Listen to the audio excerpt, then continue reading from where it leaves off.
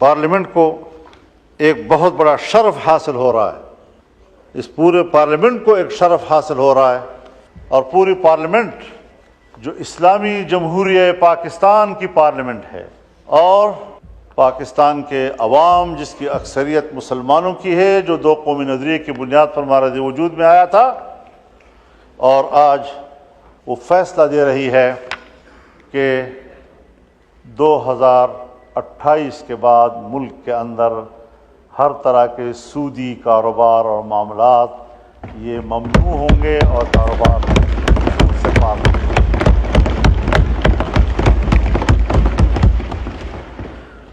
یہ آج بہت بڑا فیصلہ ہم نے کیا ہے۔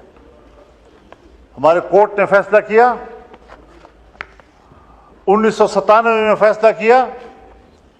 لیکن نظر ثانی کیسوں کے نتیجے میں آج تک اس کے کوئی فیصلہ نہیں آ سکا۔ ابھی پھر شریعت کورٹ نے اس کے حوالے سے فیصلہ کیا، لیکن کمرشل بینک، عام بینک، وہ دوبارہ نظر ثانی میں چلے گئے، اور وہ اتنی کمزور عدالت ہے ہماری شریعت کورٹ کہ اس کے خلاف کوئی درخواست دے دے تو ان کا فیصلہ معطل ہو جاتا ہے۔ اب اس کو مضبوط بنانا ہے، اور اللہ تعالیٰ نے بڑے واضح طور پر فرمایا ہے، یا ایھا الذین آمنوا اتقوا اللہ وذروا ما بقی من الربا ان کنتم مؤمنین، کہ اللہ سے ڈرو اور تمہارے ذمے جو سود کا کوئی مال ہے اس کو چھوڑ دو اگر تم ایمان والے ہو، اور اگر نہیں کرتے فإن لم تفعلوا فأذنوا بحرب من اللہ ورسولہ، اگر تم یہ کاروبار نہیں چھوڑتے تو پھر اللہ کے ساتھ جنگ کے لیے تیار ہو جاؤ۔ اور مفسرین نے لکھا ہے کہ سودی کاروبار کرنے والے آخرت میں جب اللہ کے سامنے پیش ہوں گے تو اللہ کہے گا تلوار اٹھاؤ، لڑو میرے ساتھ، جنگ کرو میرے ساتھ اگر تیرے اندر ہمت ہے تو۔ کیا وہ اللہ کے سامنے تلوار اٹھا سکے گا؟ لیکن اللہ اسی پر اس کو شرمندہ کرے گا اور ذلیل کرے گا کہ تم نے دنیا میں سودی کاروبار کیا تھا، اب اٹھاؤ نا تلوار، میں نے تو تیرے خلاف جنگ کا اعلان کر دیا تھا۔ تو اس حوالے سے میں شکر گزار ہوں کہ حکومت میں شامل تمام جماعتوں نے ہمارے اس ترمیم کو قبول کر لیا ہے، اور ہم اللہ سے من حیث القوم معافی مانگیں، اور یہ پارلیمنٹ قوم کی نمائندہ ہے۔ ہم جب یہاں پر بیٹھ کر اس 77 سالوں کا جرم اس پر اللہ سے معافی مانگیں گے تو اللہ غفور الرحیم ہے، انشاءاللہ وہ پورے قوم کو معاف کر دے گا۔ ہر بات، یعنی آپ خود اندازہ لگائیں، جب پاکستان بنا اور ہم نے اسٹیٹ بینک آف پاکستان بنایا تو اسٹیٹ بینک آف پاکستان کی افتتاحی تقریب سے قائد اعظم محمد علی جناح نے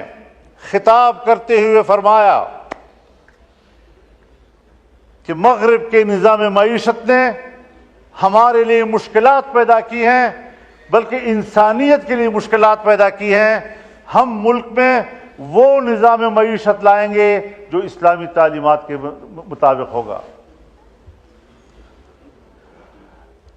ہر بات پہ ہم قائد اعظم کا حوالہ دیتے ہیں، یہاں ہمیں ان کا حوالہ کیوں بھول گیا؟ ہم نے کیوں اس ملک کے نظام کو ٹھیک نہیں کیا؟ تو یہ بھی آج اس ترمیم کی بہت بڑی کامیابی ہے، اور ساتھ میں شریعت کورٹ کے فیصلے جو لامحدود وقت کے لیے معطل رہتے تھے، اب اسے 1 سال تک کے لیے اس کی حد مقرر کر دی ہے کہ اگر 1 سال کے اندر تک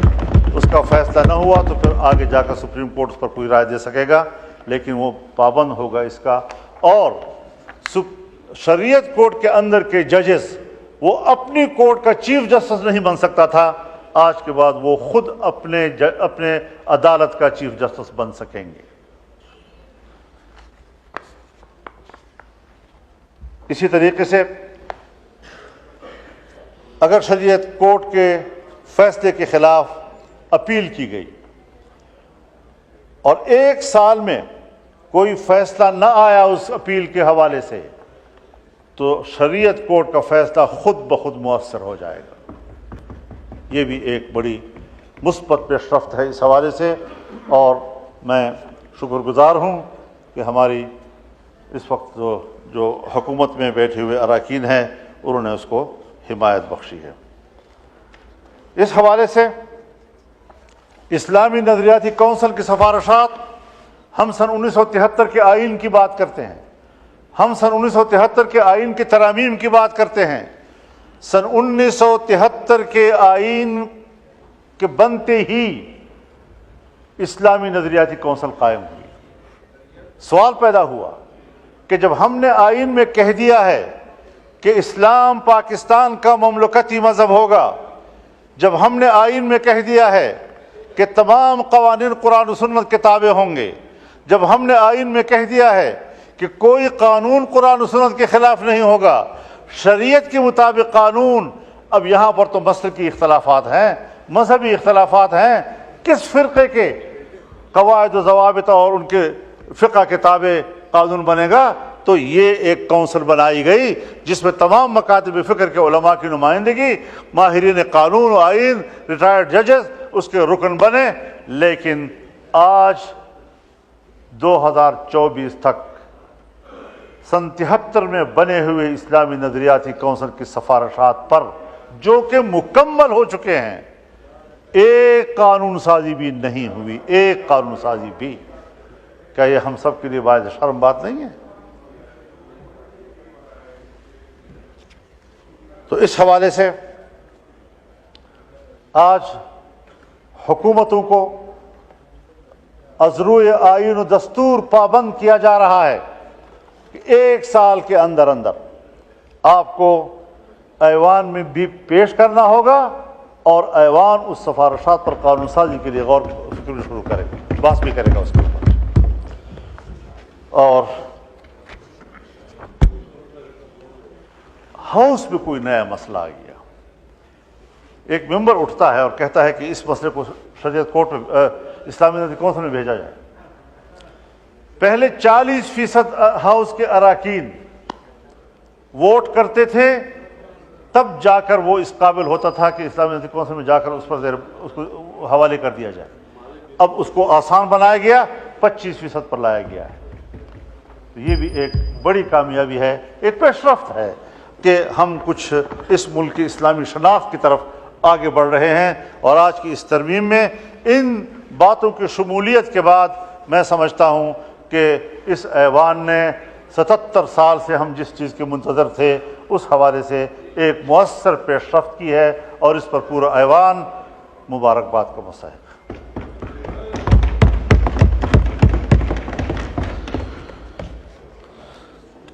تو جناب اسپیکر، اس حوالے سے ہمیں آج عہد و پیمان کرنا ہوگا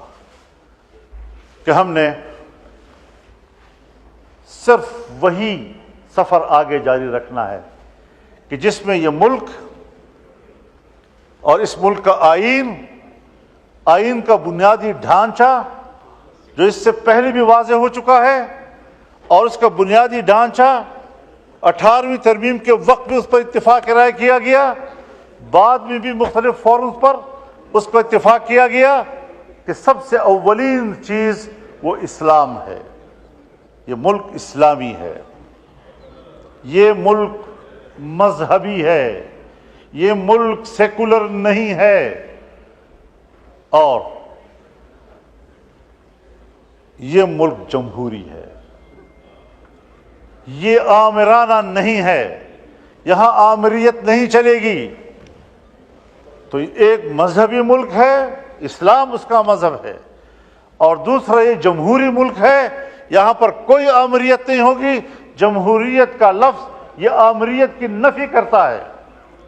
اور تیسری چیز ہمارا وفاقی نظام ہے کہ ایک وفاق کے نیچے 4 وحدتیں ہیں، مزید بھی ہو سکتی ہیں، لیکن اس میں آئینی ترمیم کرنی ہوگی۔ تو یہ بھی ایک بنیادی چیز ہے کہ ہم ایک وفاقی نظام رکھتے ہیں، اور ہم کسی ون یونٹ کو تسلیم نہیں کریں گے اور صوبوں کے اختیارات ہوں گے۔ صوبوں کو 18ویں ترمیم کے ذریعے سے اختیارات دیے گئے ہیں اور ظاہر ہے کہ 1973 میں آئین بنا، جو اختیارات اس وقت آئین میں صوبوں کو دیے گئے تھے اس میں کہا گیا تھا کہ مزید اختیارات میں اضافہ 11 سال تک کیا جائے گا۔ 11 سال بھی گزر گئے اور پھر بھی 11 سال گزر گئے اور پھر بھی 11 سال گزر گئے اور کہیں جا کر 2018 میں ہمیں یہ موقع ملا اور پھر یہ اسلام کے حوالے سے پیش رفت۔ سن 73 میں آئین بنا، ایک قانون سازی نہیں ہوئی، کم از کم آج ہمیں اس حوالے سے بھی یہ تدریجی عمل ہے، ایک جمہوری انداز ہے۔ ہم تاخیر کر رہے ہیں تو یقیناً گناہ کے مرتکب ہو رہے ہیں، لیکن اگر ہم نے تیزی کی اور ہم نے جمہوریت کو مستحکم کیا تو ہمیشہ کے لیے ڈکٹیٹر یا امیرانہ سوچ رکھنے والی قوتیں مایوس ہو جائیں گی۔ ہم نے ہمیشہ ان کو دعوت دی ہے، ہم اس کے گناہگار ہیں، ہم نے غلط فیصلے کیے ہیں ہمیشہ اس حوالے سے۔ تو آج ہم ایک اچھی پیش رفت کی طرف بڑھ رہے ہیں۔ ہم نے جو بھی کوشش کی اور محنت کی ہے اسی حوالے سے کی ہے کہ پارلیمنٹ عوام کی نمائندہ ہے، عوام کے پاس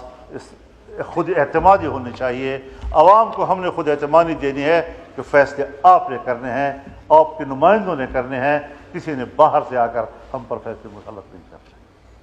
اور الحمدللہ اس بار ہم اس میں کامیاب ہوئے ہیں۔ میرے خیال میں ہم نے اس پر ووٹ کرنا ہے۔ اگر ہمارے تحریک انصاف کے دوست اس میں، چونکہ ان کی بھی محنت شامل ہے میرے ساتھ، یہاں تک جو ہم پہنچے ہیں، جتنی میٹنگیں میری حکومتی ٹیموں کے ساتھ ہوئی ہیں اتنی ہی ان کے ساتھ ہوتی رہی ہیں۔ ایک لمحے کے لیے ایسا نہیں ہوا کہ ہم نے کچھ باتیں طے کی اور ان کے نوٹس میں ہم نہیں لائے، ہر بات ان کے نوٹس میں لائے ہیں۔ جہاں ان کے ذہن میں کوئی اشکالات آتے تھے وہ تشریف لائے، انہوں نے ہماری رہنمائی کی، اور آج جہاں ہم پہنچے ہیں میرے خیال میں ان کا ایوان کے اندر برابر کا حصہ ہے۔ اب یہ اور بات ہے کہ وہ احتجاجاً ووٹ نہیں کر رہے ہیں اور وہ اپنا احتجاج ریکارڈ کروانے کے لیے ووٹ آپ کے ساتھ نہیں کر رہے ہیں، تو میں اس پر ان کو مجبور نہیں کر سکتا، بلکہ میں سمجھتا ہوں کہ یہ ان کا حق بنتا ہے کہ اپنا احتجاج نوٹ کرائیں۔ بہت شکریہ آپ کا۔